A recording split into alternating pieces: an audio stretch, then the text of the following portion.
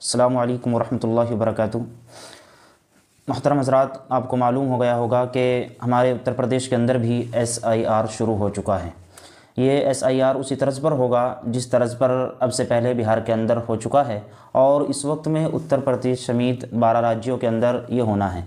तो इस वक्त सबसे पहले हमें जानना ज़रूरी है कि हमें इस मामले में क्या करना है और किस तरीके से फ़िक्रमंद रहना है। सबसे पहले तो आप ये समझें कि घबराने और डरने की ज़रूरत नहीं है। बाज़ मुसलमानों को देखा गया, बहुत सौ को, तो वो जब भी कोई ऐसा मामला आ जाता है तो वो बहुत ज़्यादा डर जाते हैं।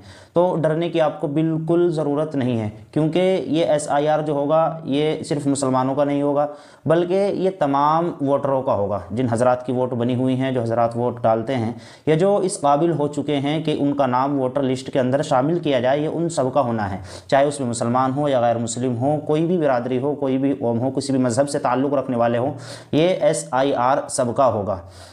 लेकिन ये वजाहत आप याद रखें, इसमें जो कागज़ात मुतय्यन किए गए हैं 11 कागज़ात, आपके पास उन कागज़ात में से किसी एक का होना ज़रूरी है। और आधार कार्ड अभी ये वैलिड नहीं है, इसको मान्यता नहीं मिली है।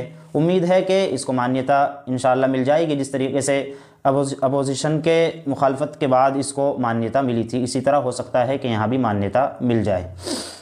ये SIR जो होगा ये सिर्फ उनका होगा जिनका नाम वोटर लिस्ट के अंदर है या जो इस काबिल हैं कि जिनका नाम इंदराज कराया जाए। अब बहुत से हजरात इस फिक्र में हैं कि हमारे बच्चों का क्या होगा, तो ये कोई NRC नहीं है, ये SIR है। इसमें बच्चों के किसी भी तरह के कोई कागज़ वगैरह चेक नहीं होगा। बाज़ जगह सुनने में आया है कि बहुत सारे हजरात, बहुत सारे मुसलमान अपने बच्चों को लेकर फ़िक्रमंद हैं और कहीं उनकी जन्म पत्री बनाने के लिए, बर्थ सर्टिफिकेट बनाने के लिए तहसीलों के चक्कर काट रहे हैं, ब्लॉकों के चक्कर काट रहे हैं, कभी सेक्रेटरी के पास जाते हैं। और सुनने में ये आया है कि जिस वक्त वो वहाँ पहुँचते हैं, वहाँ जाते हैं, लाइनों में लगते हैं और उनसे अच्छी खासी रकम भी वसूली जा रही है। एक सर्टिफिकेट बनाने का, बर्थ सर्टिफिकेट बनाने, किसी से 3000, किसी से 5000, किसी से 10-10 हज़ार तक रुपये लिए जा रहे हैं। तो आप इसमें फ़िक्रमंद ना रहें, अपने पैसे फ़िक्रमंद बिल्कुल इसकी फ़िक्र ना करें बच्चों की, और अपने पैसों को ज़ाय ना करें, क्योंकि इसमें बच्चों की किसी भी तरह की कोई जाँच नहीं होगी, बल्कि उन हजरात की जांच होगी कि जो पहले से वोट डालते आ रहे हैं या जिनका नाम नया वोटर लिस्ट में शामिल होना है। और ये SIR क्यों हो रहा है? ये SIR इस वजह से होगा ताकि कुछ जो फर्जी वोट हों, जो गैर कानूनी तरीके से बन गए हैं, उनको हटाया जाए। या बहुत से हजरात का वोट डबल बन जाता है, 2 मरतबा नाम उसका वोटर लिस्ट में शामिल हो जाता है, तो उसको उससे हटाया जाए।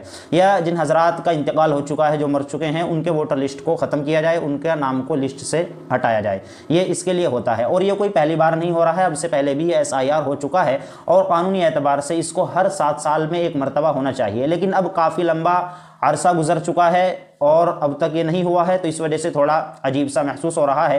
तकरीबन 2002 में अब से पहले हुआ था, तो काफ़ी लंबा अरसा गुजर चुका है, उसके बाद ये हो रहा है, तो इस वजह से थोड़ी परेशानियाँ सी सामने आ रही हैं। लेकिन मुसलमानों को घबराने की बिल्कुल ज़रूरत नहीं है, हौसले के साथ रहें। और अगर किसी कागज़ात के अंदर कमी भी है तो अपने कागज़ात को दुरुस्त कराया जाए, अपने कागज़ात सही कराए जाएँ। अभी वक्त है, बहुत ज़्यादा है। इंशाअल्लाह आज 4 नवंबर है और ये काम आज से शुरू हो जाएगा और 4 नवंबर से लेकर 4 दिसंबर तक ये काम चलेगा। BLO जो होंगे वो आपके घर पर आएंगे, 1 मरतबा, 2 मरतबा, 3 मरतबा, 3 से 4 मरतबा तक वो अपने घर, आपके घर आएंगे और आपको एक फॉर्म देंगे, वो आपको फिल करना है। वो बताएंगे इसमें क्या करना है, क्या नहीं करना है। अब किनको कौन कौन से कागजात दिखाने हैं, तो उसकी 4 कैटेगरी मुतय्यन की गई हैं। एक ये कि जिनकी पैदाइश 1987 से पहले की है और उनका 2003 की वोटर लिस्ट में नाम है, तो उनके लिए सिर्फ वही काफ़ी है कि वो अपना वोटर लिस्ट के अंदर नाम दिखा दें, तो उनको और किसी कागज़ दिखाने की ज़रूरत नहीं है।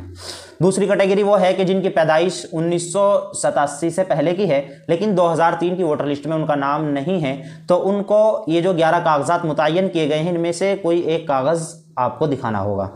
तीसरी कैटेगरी वो है कि जिनकी पैदाइश 1987 के बाद और 2004 के बीच में हुई है, यानी 2004 से पहले हुई है, तो उनको अपना कोई एक कागज़ दिखाना होगा और अपने वालिदैन यानी माँ बाप में से किसी एक का कागज़ दिखाना होगा। अगर उनमें से किसी एक का 2003 की वोटर लिस्ट में नाम भी दिखा दें तो वो भी काफ़ी हो जाएगा।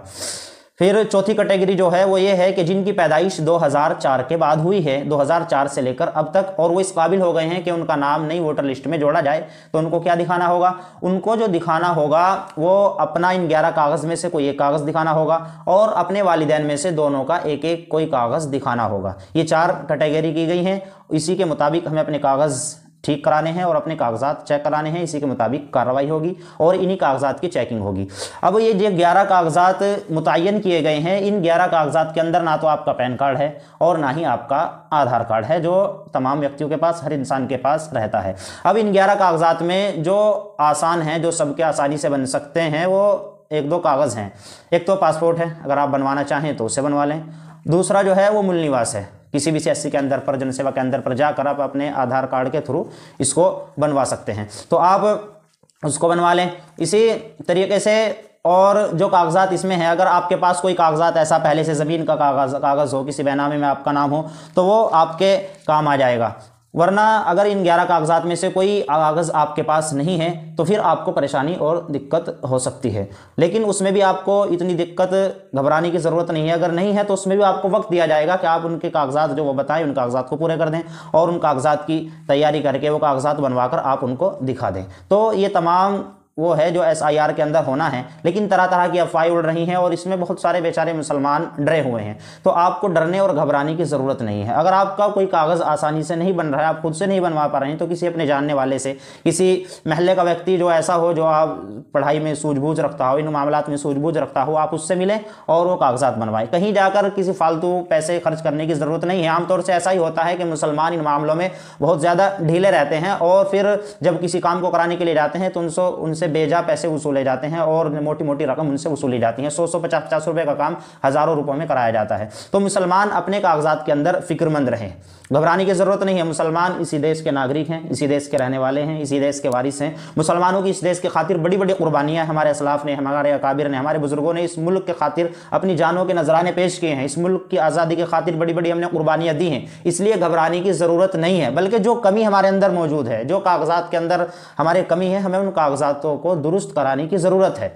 आमतौर से होता क्या है कि एक आदमी के पास 4 से 5 कागज़ हैं, मसलन उसका आधार कार्ड भी है, उसका पैन कार्ड भी है, उसका पहचान पत्र भी है, उसका ड्राइविंग लाइसेंस भी है, बर्थ सर्टिफिकेट भी है, कि सब कागजात मौजूद हैं। लेकिन कमी फिर भी होती है। वो कमी क्या होती है कि उसके आधार कार्ड में उसका नाम अलग होगा, किसी में मोहम्मद लिखा हुआ है, किसी में अहमद लिखा हुआ है, किसी में मोहम्मद नहीं है तो नाम के आगे अली लिखा हुआ है, किसी में नाम के आगे अहमद लगा हुआ है, किसी में तन्हा नाम है। तो ये तमाम कागजाती कमियां मुसलमानों के अंदर मौजूद होती हैं। इन तमाम कमियों को दुरुस्त कराने की हमें ज़रूरत है, वरना इन्हीं मामलात की वजह से, एक स्पेलिंग की वजह से हमें परेशानी उठानी पड़ती है और फिर परेशानी का सामना करना पड़ता है। इसी में एक बात यह भी है कि अगर किसी के यहाँ पर मसलन 4 बच्चे हैं और उसका नाम मसलन मिसाल के तौर पे हामिद है और उसके 4 बच्चे हैं, और तो अब उन 4 बच्चों के नाम में जो उनके वालिद साहब का नाम लिखा हुआ होगा, उनके रिलेशन नाम में, उनके रिलेटिव नाम में हामिद का नाम, तो उसमें भी ये खामियां होती हैं। जो सबसे बड़े वाला लड़का है उसके आगे तो लिखा होगा हामिद अली, के हामिद अली का लड़का है। जो दूसरे नंबर का लड़का होगा उसके आगे लिखा होगा मोहम्मद हामिद, के मोहम्मद हामिद का लड़का है।